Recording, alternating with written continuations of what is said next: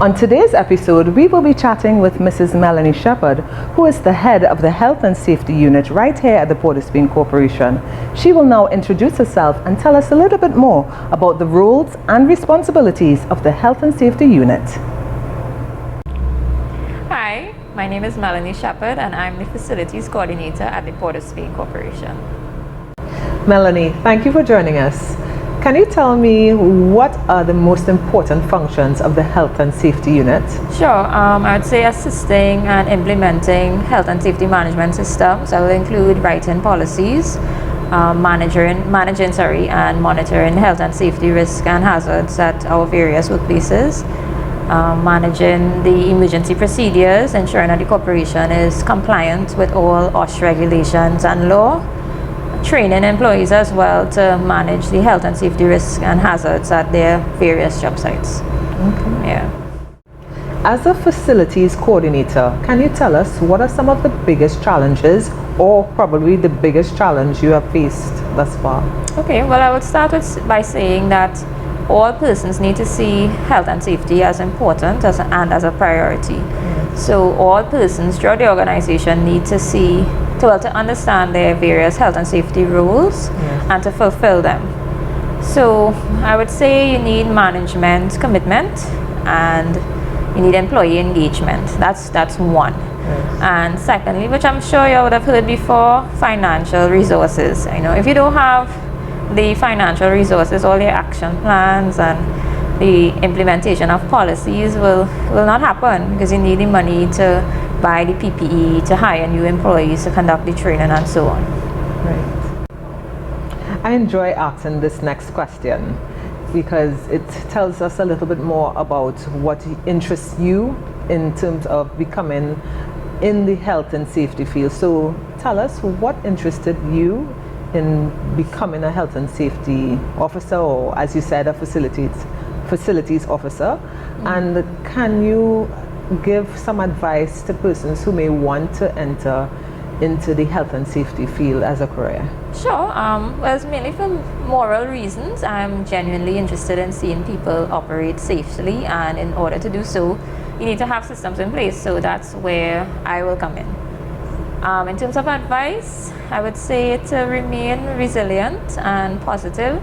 Achieving a good or new health and safety culture will, well, while it's achievable, it's uncomfortable. Change is, uncomfortable. Yes. And sometimes it's inconvenient to implement, new methods, new systems.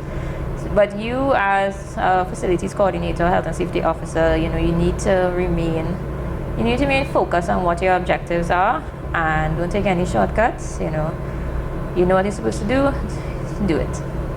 Yeah. Melanie, can you describe the risk assessment process? So risk assessment will involve 3 steps.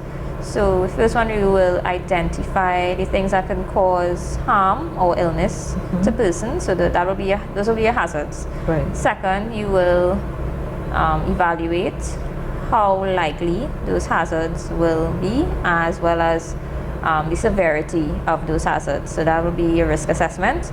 And the third step will be you implement actions to either eliminate the hazard or control the risk. Can you tell us how would you respond if a co-worker failed to adhere to the health and safety protocols?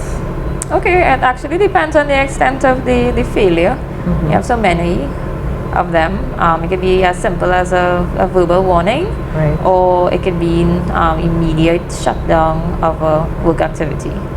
So yeah, it really depends on the For situation. example, give us like an example. Okay, so you don't have on your mask now, I'll tell you to put on your mask or pull up your mask. Right. Or if it's something you don't have the correct protective equipment or the equipment to do, so like installing decorations on City Hall building. If you don't have the scaffolding, if you guys don't have the safety harness to go up on these places, I'm not gonna let you do the job, so don't do it. Or in the middle of it and you'll do it, I'll say, no, come down, you can't continue with that job, it's not safe. Okay. So something like that. Yes. Yeah. What would you do to improve the health and safety culture at the Port of Spain Corporation? Okay, well, this will actually tie back to something I said earlier with respect to developing and implementing policies to hold everyone accountable. So you need to have that accountability factor in there so that persons know that what they're instructed to do, they have to do it, and that there are repercussions, consequences of not doing that. And also training. You know, a big part of it is giving employees training. So I would say those two things for me. So never a dull moment, right? Melanie, we want to thank you so much for taking the time out of your busy schedule to come and have this interview, this chat with us.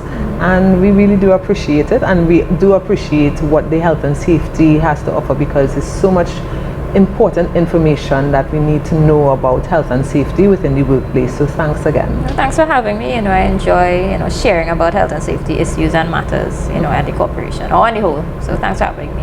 You're welcome. And that concludes this week's episode of Know Your Corporation. Thank you for joining us. Stay tuned to our next episode where we will highlight another department. Take care.